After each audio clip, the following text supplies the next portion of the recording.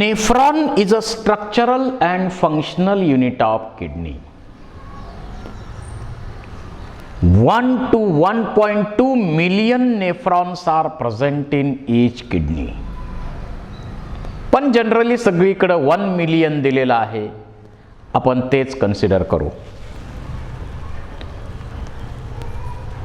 नेफ्रॉनचा, आता कॉर्टिकल नेफ्रॉनचा विचार केला तर मेजर पार्ट तो कॉर्टेक्स मध्ये आहे.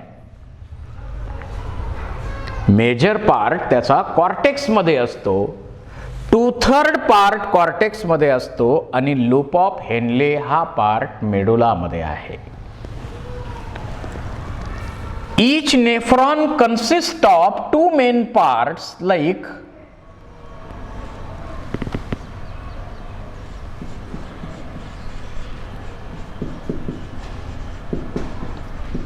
Malpighian body and renal tubule.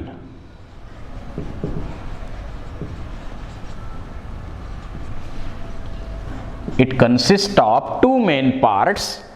हा जो पार्ट आपल्याला दिसतो त्या कंप्लीट पार्टला आपण म्हणतो माल्फिजियन बॉडी, आणि राहिलेला हा संपूर्ण पार्ट जो दिसतो त्याला आपण म्हणतो renal tubule.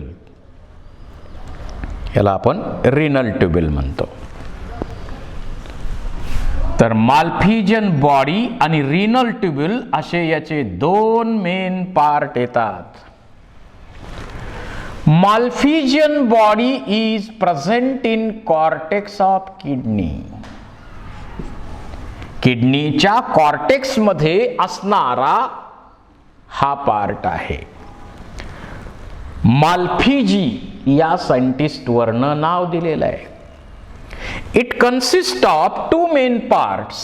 It consist of 2 main parts like Bowman's capsule and glomerulus.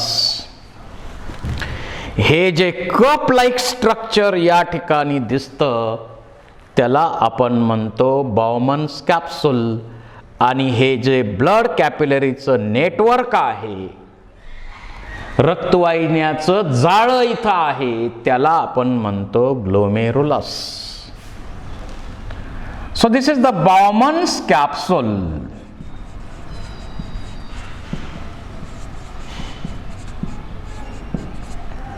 And this is glomerulus. Bowman's capsule आणि ग्लोमेरुलस असे 2 पार्ट माल्फिजियन बॉडी मध्ये येतात. बाउमन्स कॅप्सूल हे कप लाईक स्ट्रक्चर आहे. हे कप लाईक स्ट्रक्चर आहे. It is lined by outer parietal layer of squamous epithelium. Outer parietal layer जो आहे तो स्क्वॅमस इपिथेलियम न बनलेला आहे, आणि हा इनर व्हिसरल लेयर जो आहे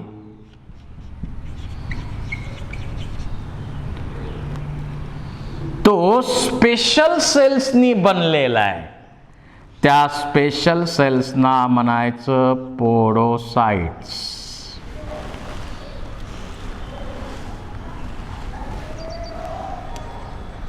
आणि ही दोघांच्या मध्ये जी स्पेस आहे ही कॅप्सुलार स्पेस असते. त्यानंतर इथं शॉर्ट नेक आहे, आणि या नेक मध्ये क्युबॉइडल आणि सिलिएटेड असा एपिथेलियल सेलचा मास आहे. It is lined by cuboidal and ciliated epithelium.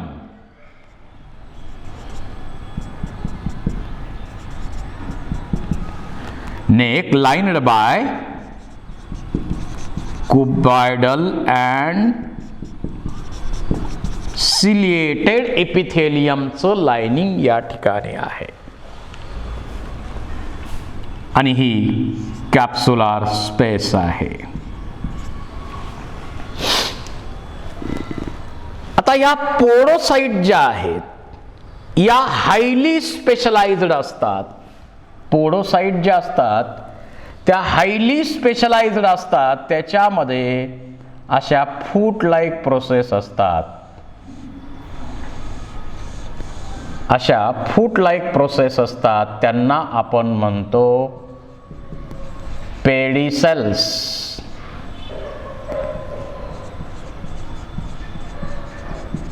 पेडिसेल्स असतात आणि पेडिसेल्स असं समजा ही रक्तवाहिनी आहे, ही ब्लड व्हेसल आहे, कॅपिलरी आहे. एकतर त्या कॅपिलरीमध्ये फेनेस्ट्रेशन्स आहेत, पोर्स आहेत, ओपनिंग्ज आहेत, त्यामुळं चाळणी बनलेली आहे त्या कॅपिलरीची. इतर कॅपिलरीच्या मानानं 50 पटीनं जास्त चाळणी असल्यासारख्या तिथं पोर्स आहेत, फेनेस्ट्रेशन्स आहेत आणि त्याच्यावरती असे फिंगर लाईक असे स्ट्रक्चर दिसतात. याला आपण पेडिसेल्स म्हणतो. ही पोडोसाइट आहे सेल, ही अशी रॅप झालेली आहे. आणि मग दोघांच्या मध्ये इथं जो गॅप दिसतो तिथं फिल्ट्रेशन पोर तयार होत असतं. या दोघांच्या मध्ये जो गॅप आपल्याला दिसतो त्याला आपण फिल्ट्रेशन पोर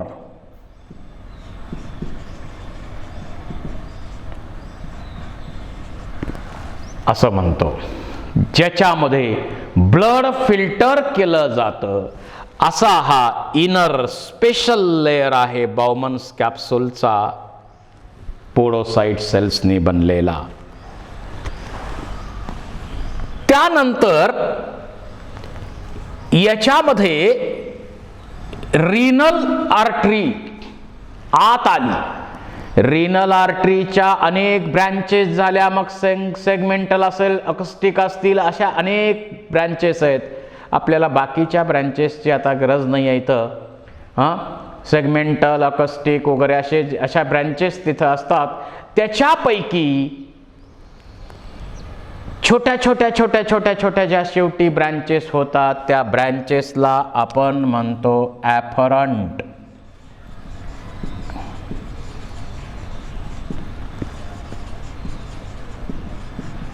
आर्टेरियोल.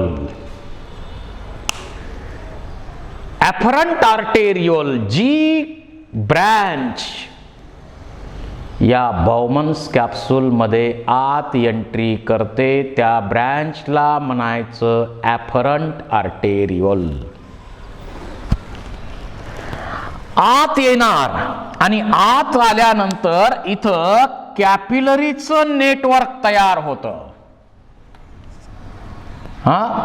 कॅपिलरीचं नेटवर्क तयार होतं आणि हे कॅपिलरी नेटवर्क आहे टफ्ट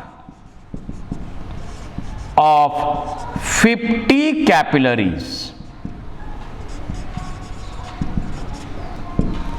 50 कॅपिलरीचं एक नेटवर्क या ठिकाणी तयार होतं आणि टोटल आर्टेरियल आहे. हे कसं आहे? टोटल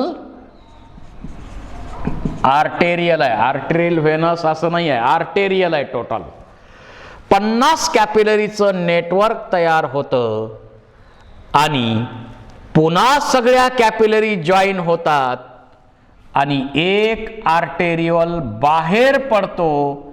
जो आर्टेरियोल बाहेर पडतो त्याला आपण म्हणतो इफरंट आर्टेरियोल.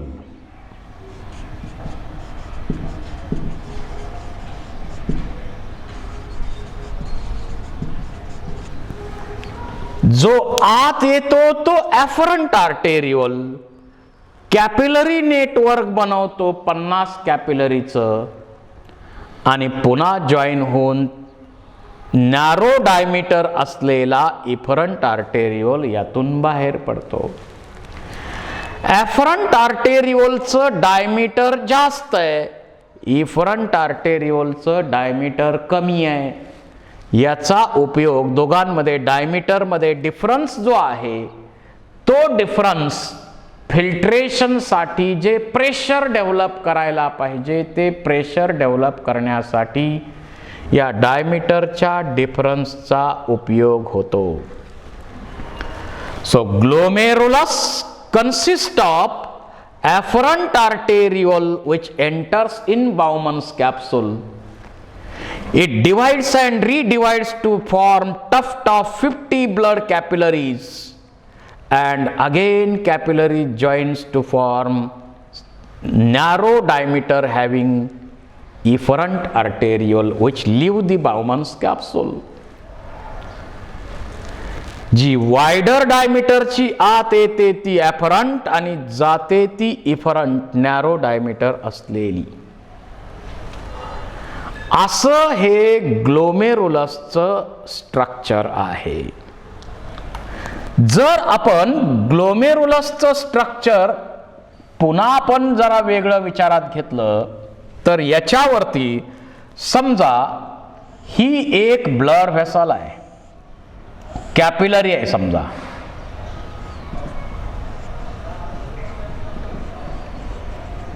ही एक कॅपिलरी आहे. या कॅपिलरी वरती लहान लहान लहान लहान ओपनिंग्स असतात.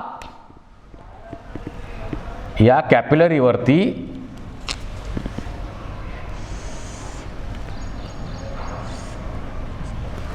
लहान लहान ओपनिंग्स असतात. या ओपनिंग्सना आपण म्हणतो fenestration. These are small openings, fenestration.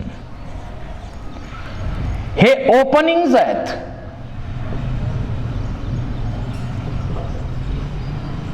इथं फेनेस्ट्रेशन्स आहेत किंवा ओपनिंग्स आहेत. कॅपिलरीमध्ये मोठ्या प्रमाणावर ओपनिंग्स असतात ज्याच्यामधून ब्लड फिल्टर केलं जाणार आहे. जे कॅपिलरीचं एंडोथेलियम आहे त्याच्यात फेनेस्ट्रेशन आहे, भरपूर ओपनिंग्स आहेत ज्याच्यातून ब्लड फिल्टर केलं जाणार. आणि ही जी पोडोसाइट सेल आहे, समजा ही पोडोसाइट सेल आहे, ही पोडोसाइट सेल अशी अशी अशी अशी अशी प्रोजेक्शन करणार. आता ही त्याच्यावरती असणारी पोडोसाइट सेल आहे आणि या पोडोसाइट सेलचे जे फिंगर लाईक प्रोजेक्शन्स असतात त्याला आपण म्हणतो पेडिसेल्स. आणि त्यांच्यामध्ये इथं जे गॅप तयार होतात त्या गॅपला आपण म्हणतो पोर्स. फिल्ट्रेशनसाठी जे बनलेले पोर्स आहेत ते पोर्स. आता त्याची सेपरेट डायग्राम जर आपल्याला दाखवायची म्हटलं तर समजा ही कॅपिलरी आहे. या कॅपिलरी मध्ये छोटे छोटे छोटे छोटे छोटे छोटे ओपनिंग असणार. मध्ये एक लेयर आहे, हे एंडोथेलियम आहे.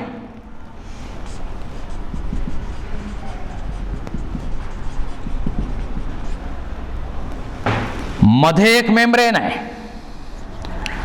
आणि इथं पोडोसाइट सेल्स.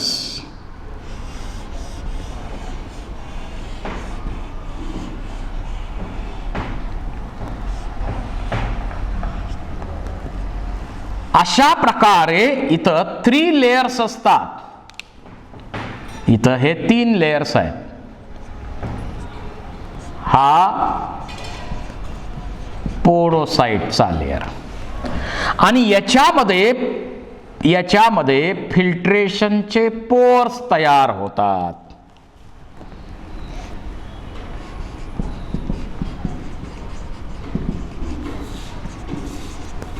फिल्ट्रेशन पोर्स इथं हे तयार होतात ज्याच्यामधून ब्लड फिल्टर केलं जातं. म्हणजे जसं चहा गाळतो आपण, चहा गाळण्याची चाळणी आहे, गाळणी म्हणतो आपण. हा, चाळणी गाळणी जे आपल्याकडं असतात त्यातून आपण काहीतरी गाळतो, काहीतरी चाळतो. तशा प्रकारे ब्लड फिल्टर करण्यासाठी ही गाळणी आहे. ही गाळणी आहे. अशा प्रकारचं नेचर असतं या माल्फिजियन बॉडीचं. अल्ट्रा फिल्ट्रेशन नावाची प्रोसेस या ठिकाणी होते. त्याच्यानंतर नेक आहे, शॉर्ट आहे, पण क्युबॉइडल सिलिएटेड इपिथेलियमचं लाइनिंग या नेक मध्ये आहे. त्यानंतर राहिला हा ट्युब्युलर पार्ट. आपण तर सांगितलंय साधारण 55 मिलीमीटर लांब आहे हा ट्युब्युलर पार्ट. हायली कॉन्व्होलेटेड, भरपूर भरपूर भरपूर त्याच्यामध्ये वेटोळे आहेत म्हणून त्याला कॉन्व्होलेटेड म्हणतोय आपण. हा सुरुवातीचा जो ट्युब्युलर पार्ट आहे. आता मी बाकीची नावं इथली डिलीट करतो. तर आपण ट्युब्युलर स्ट्रक्चर स्टडी करतोय त्याच्यामुळं बाकीचा सगळा हा भाग डिलीट करतो. आता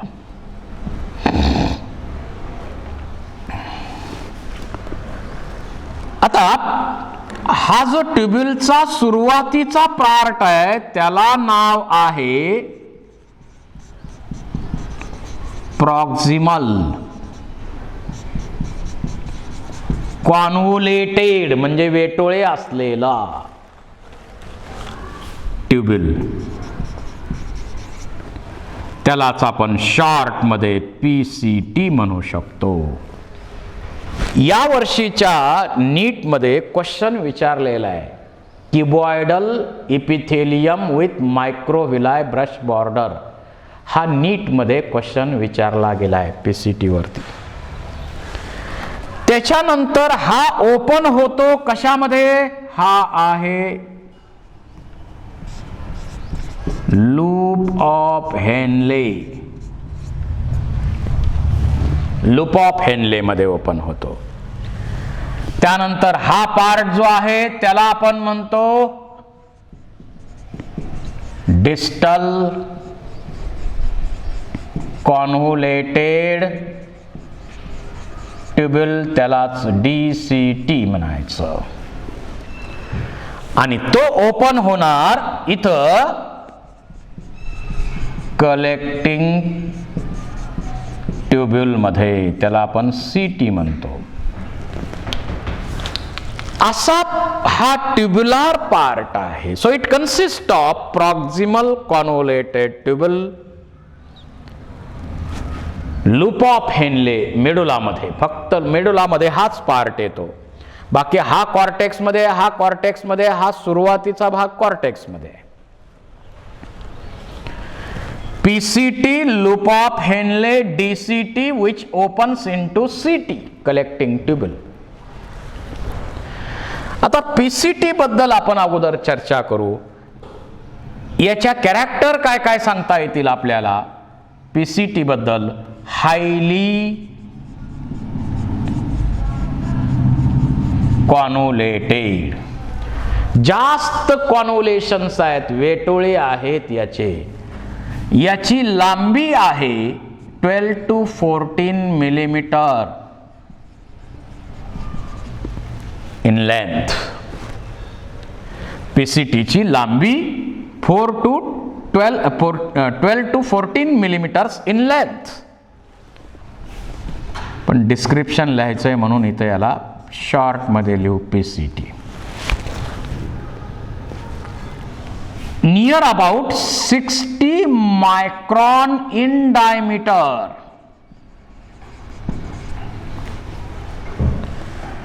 आणि जे फिल्ट्रेट आलेलं आहे त्या फिल्ट्रेट मध्ये ब्लड फिल्टर झालं, यातून फिल्ट्रेट आलेलं आहे. त्या फिल्ट्रेट मधून जे महत्वाचे कंपाऊंड आहेत ते मेजॉरिटी ॲब्सॉर्ब इथूनच केले जातात.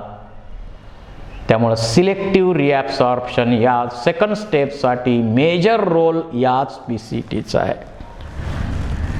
It is lined by cuboidal epithelium.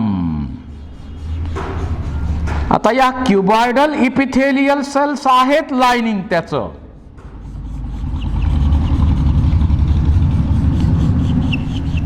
पण या क्युबॉइडल इपिथेलियम मध्ये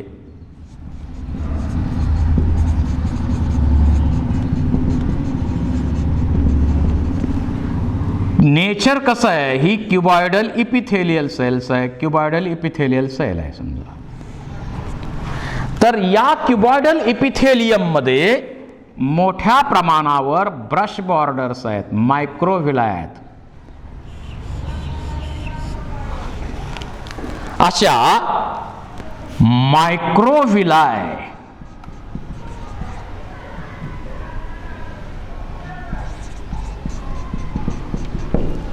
आणि त्याच्याबरोबर ब्रश बॉर्डर या ठिकाणी आहेत. Microvilli and brush borders are present. What is the significance of microvilli and brush borders? It increase the area of absorption. Absorption चा area वाढवायचं काम या मायक्रोव्हिलाय ब्रश बॉर्डर मुळे केलं जातं. So PCT has lined by, or PCT is lined by cuboidal epithelium having microvilli and brush border to increase the area of absorption. आता ही एक महत्वाची कॅरेक्टर यामध्ये झाल्यानंतर, ही एक कॅरेक्टर महत्वाची झाल्यानंतर याच्यामध्ये ऍक्टिव्ह प्रोसेस मोठ्या प्रमाणावर आहे, ऍक्टिव्ह ऍब्सॉर्प्शन मोठ्या प्रमाणावर आहे. So these cells are reach in mitochondria. या ज्या सेल्स आहेत त्यामध्ये मायटोकॉन्ड्रिया भरपूर असतात, कारण एनर्जी जास्त लागते आणि ऍक्टिव्ह ऍब्सॉर्प्शनला एनर्जी लागणारच आहे. Then it opens into loop of Henle. आता हा लूप ऑफ हेनले जो आहे तो कुठं आहे, मेडुला मध्ये. या लूप ऑफ हेनलेची लेंथ किती आहे, 20 mm in length and 15 mm in diameter. 20 millimetre एवढी लांबी आहे आणि 15 मिलीमीटर एवढी त्याचं डायमीटर आहे. Loop of Henle, it is a most important characteristic feature of mammalian kidney. कारण लूप ऑफ हेनले कुणामध्ये आहे, आपण हे बाकीचं नंतर काढू. आता लूप ऑफ हेनले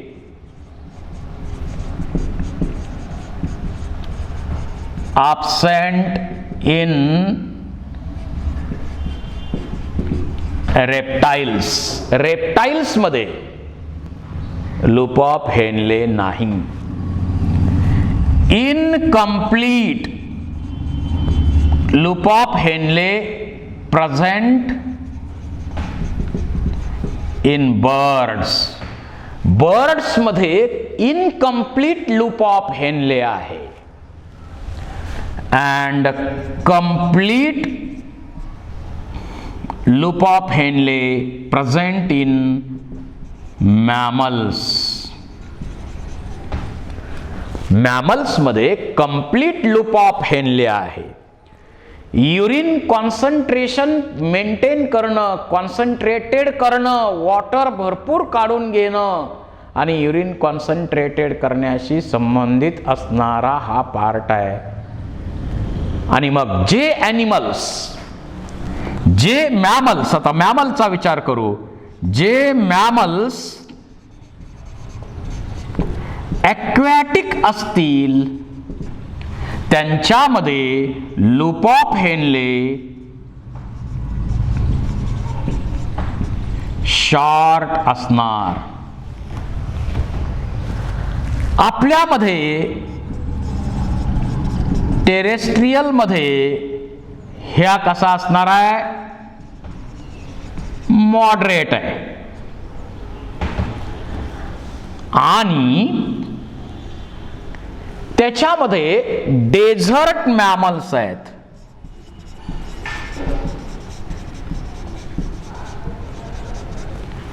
जसं कॅमल आहे, कॅमल, कंगारू रॅट,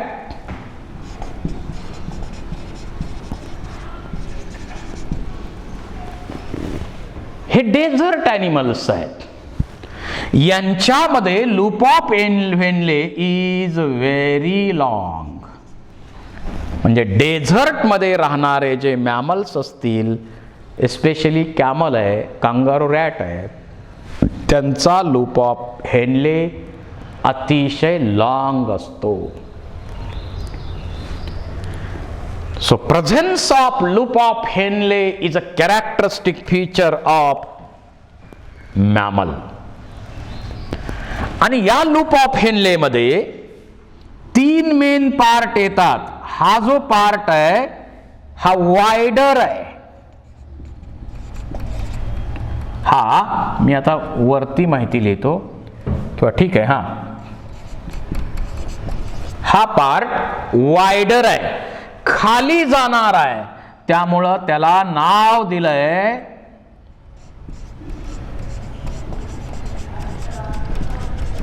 डिसेंडिंग लिंब, खाली जाणारी बाजू. डिसेंडिंग आहे, वायडर आहे, आणि याला लाइनिंग कशाचं आहे तर याच्यामध्ये फ्लॅट इपिथेलियमचं लाइनिंग आहे.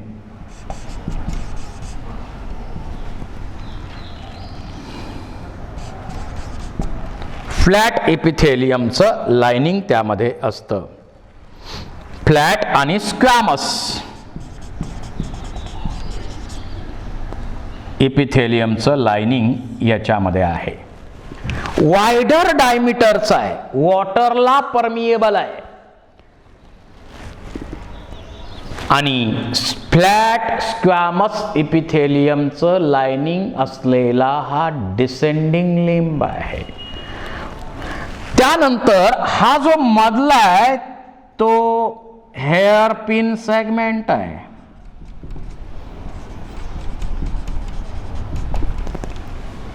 हेअर पिन सेगमेंट आहे मधला. आणि हा जो पार्ट दिसतो त्याला आपण म्हणतो असेंडिंग लिंब. And ascending limb is lined by cuboidal epithelium. Ascending limb मध्ये क्युबॉइडल इपिथेलियम आहे. इथं वॉटरला एंट्री आहे, रिॲब्सॉर्ब केलं जातं मोठ्या प्रमाणात, पण इथं वॉटर अजिबात रिॲब्सॉर्ब इथून केलं जात नाही. Impermeable to water. असेंडिंग लिंब वरती येणारा सेगमेंट आहे, वरती येणारा सेगमेंट आहे म्हणून असेंडिंग नाव दिलंय. क्युबॉइडल इपिथेलियमचं लाइनिंग आहे आणि वॉटरला इम्परमिएबल आहे. वॉटरला इम्परमिएबल आहे. And it opens